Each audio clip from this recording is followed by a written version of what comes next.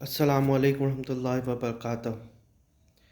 ابھی میں ایسی بات بولنے جا رہا ہوں کہ لوگوں کو بہت مرچی لگے گی، لیکن بولنا ضروری ہے۔ وہ یہ ہے کہ آج کے ڈیٹ میں کوئی بھی بندہ خلافت اسٹیبلش کرنے کی بات کرتا ہے تو وہ ٹیررزم کو سپورٹ کر رہا ہے، یا انڈائریکٹلی وہ ٹیررزم کو سپورٹ کر رہا ہے۔ اب کوئی بھی بندہ ارے یہ کیا بول دیا، اتنی بڑی بات بول دیا، تو کیا صحابہ رضی تعالیٰ عنہ کے ٹیررسٹ تھے؟ وہ لوگ نے ایکسپینڈ کیا، وہ لوگ نے اٹیک کیا، وہ لوگ کیا ٹیررسٹ تھے؟ نعوذ باللہ من ذالک۔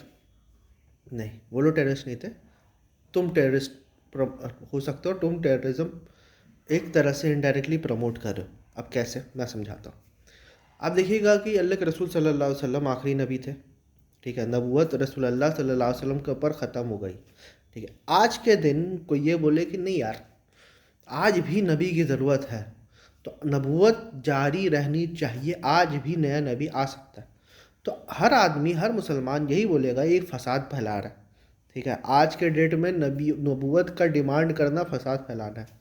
تو اسی طرح سے رسول اللہ صلی اللہ علیہ وسلم نے کلیئرلی کہہ دیا ہے کہ خلافت 30 سال ہوگی، اس کے بعد ظالم حکمران آئیں گے، ٹھیک ہے۔ تو جب رسول اللہ صلی اللہ علیہ وسلم نے ڈائریکٹلی بول دیا ہے کہ خلافت 30 سال رہے گی، ہم لوگ بھی اس چیز کو مان چکے ہیں کہ خلفائے راشدین 30 سال تک ہی ہوئی ہے۔ ہم لوگ کے جو کنسیکوینٹ جو خلفاء ہے وہ 4 ہے، اس کے بعد آپ حسن ابن علی اور عمر ابن عبد العزیز کے اوپر سب کا اتفاق ہے کہ وہ خلفائے راشدین ہے، ٹھیک ہے۔ شیعہ بھی جو ہے وہ خلفائے ثلاثہ بولتے ہیں، لیکن خلیفہ وہ بھی مانتے ہیں کہ یہ تینوں کو۔ اب وہ لوگ راشد مانے نہیں مانے الگ بات ہے، لیکن پوائنٹ ٹو بی نوٹڈ یہ ہے کہ خلافت جو ہے 30 سال ہوگی، اس کے بعد ظالم حکمران ہوگا، ٹھیک ہے۔ اس کے بعد جب واپس آنے کا بھی جو خلافت ہے، تو اس میں جو پوری حدیث ہے مسند امام احمد میں، وہ راوی یہ کہتا ہے کہ یہ جو واپس جو خلافت آئے گی، مجھے ایسا لگتا ہے عمر ابن عبد العزیز یہ آپ کے بارے میں، اور عمر ابن عبد العزیز رضی تعالیٰ عنہ بھی جو اس بات سے ایگری کرتے ہیں۔ تو ہم لوگ کا لاسٹ خلفائے راشد جو ہے وہ عمر بن عبد العزیز تھا۔ آج کے ڈیٹ میں آپ جو ہے یہ بات بولو گے کہ آج کے ڈیٹ میں بھی خلیفہ اسٹیبلش ہوگی، تو اس کا آپ دیکھ ہی چکے ہو 100 سال میں یہ کتنا نقصان ہوا ہے، ٹھیک ہے۔ اور وہ امام مہدی والی جو بات ہے نا، امام مہدی کے اوپر جتنی بھی حدیثیں سب اصول المحدثین کے اوپر صحیح نہیں اترتی۔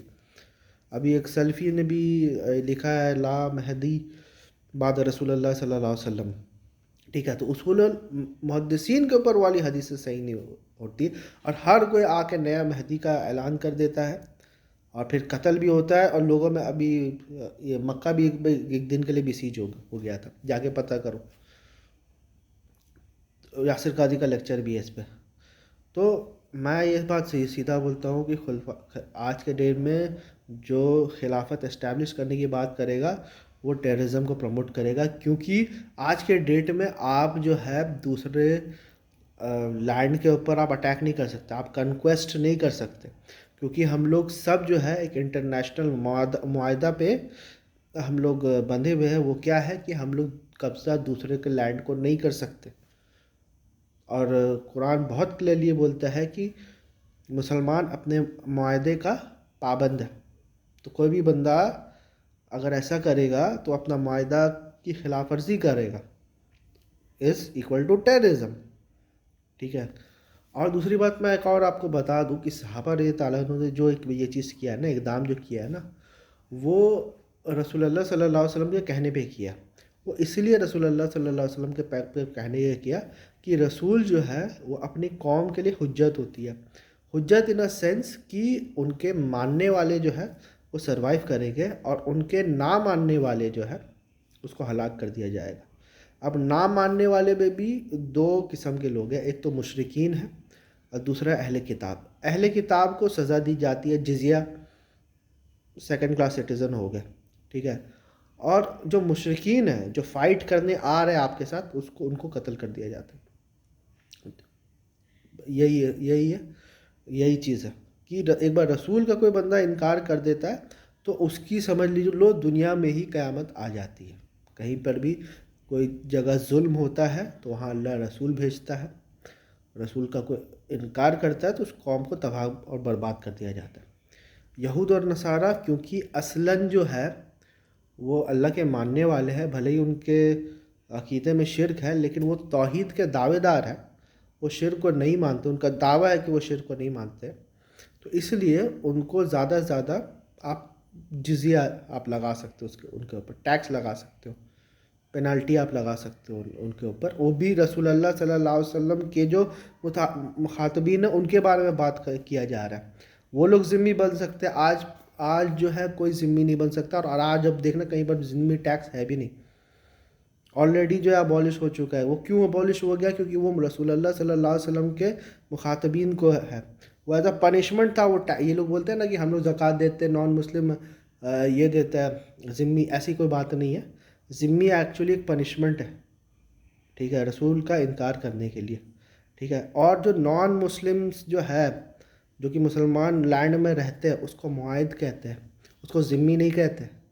اس لیے رسول اللہ صلی اللہ علیہ وسلم نے یہ بات کہا کہ کوئی بھی معاہد کو قتل کرتا ہے تو وہ قیامت کے دن جو ہے وہ جنت کی خوشبو بھی نہیں سونگھ پائے گا، حالانکہ جنت کی خوشبو 40 سال کے سفر کے ڈسٹنس سے بھی آئے گی۔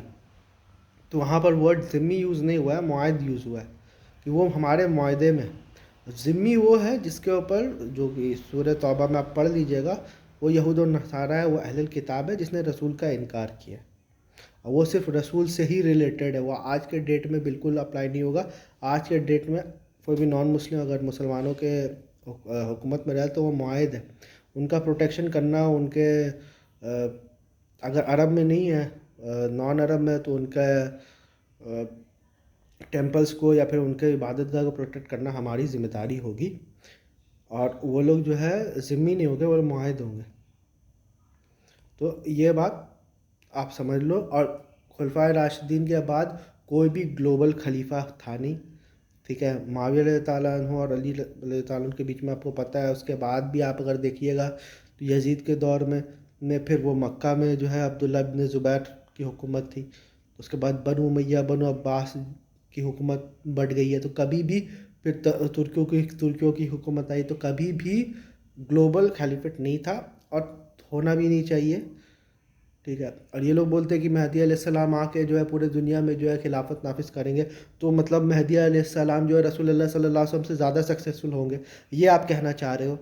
مطلب جو کام رسول اللہ صلی اللہ علیہ وسلم نہیں کر پائے وہ مہدی علیہ السلام کر لیں گے، یہ آپ کہنا چاہ رہے ہو؟ تو ایسا کوئی نہیں ہے، کوئی نہیں آنے والا ہے رسول اللہ صلی اللہ علیہ وسلم کے بعد، نہ عیسیٰ آنے والے نہ مہدی علیہ السلام آنے والے، ٹھیک ہے۔ اگر ہوتا تو قرآن آلریڈی اس چیز کو بیان کر دیتا، بہت وضاحت کے ساتھ بیان کر دیتا، وہ ہم لوگ کے انٹرپریٹیشن پہ نہیں چھوڑتا، یا حدیث کے اوپر نہیں چھوڑتا، ٹھیک ہے۔ بہت وضاحت سے میں نے، کوئی نہیں آنے والا ہے رسول اللہ صلی اللہ علیہ وسلم کے بعد، اور خلافت جو ہے رسول اللہ صلی اللہ علیہ وسلم کے 30 سال کے بعد ختم ہو گئی، خود رسول اللہ صلی اللہ علیہ وسلم نے یہ بات کہی ہے۔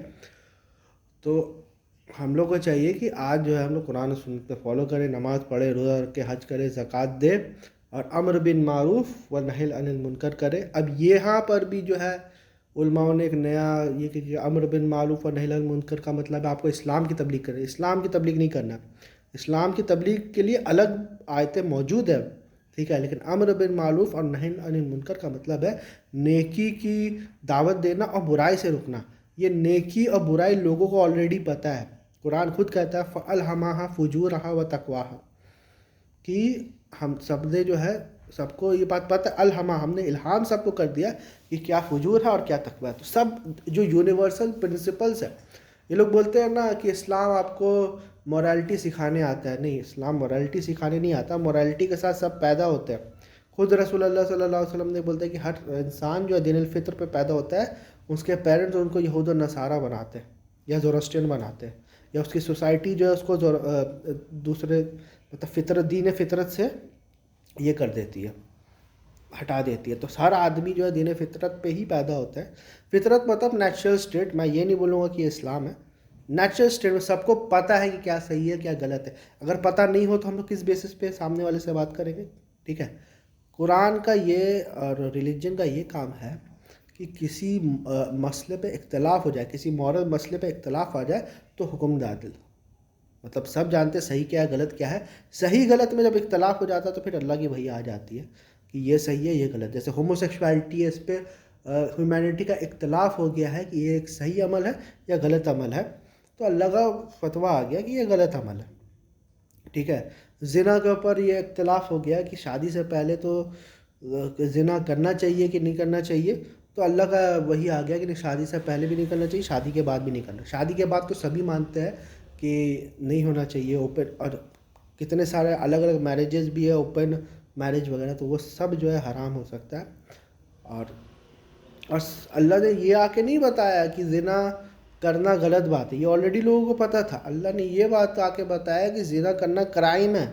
مطلب سوسائٹی کو یا پھر گورنمنٹ کو یہ اختیار ہے کہ جو بندہ زنا کرے گا تو اس کو جو ہے سزا دی جائے گی. اب سزا اس زمانے میں کوڑے تھے، آج کچھ اور ہو سکتا ہے. اجتہاد اسی کو کہتے ہیں.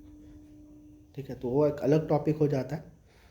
تو میں یہیں پر اینڈ کرتا ہوں کہ آج کے ڈے میں کوئی بھی خلافت اسٹیبلش کرنے کی بات کر رہا ہے، وہ انڈائریکٹلی ٹیررزم کو سپورٹ کر رہا ہے.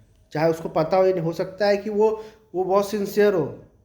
ٹھیک ہے، اس کو ایسا لگ رہا ہے کہ ہم بہت اچھا کام کر رہے ہیں، لیکن اس کے اثرات جو ہے وہ صحیح نہیں ہے.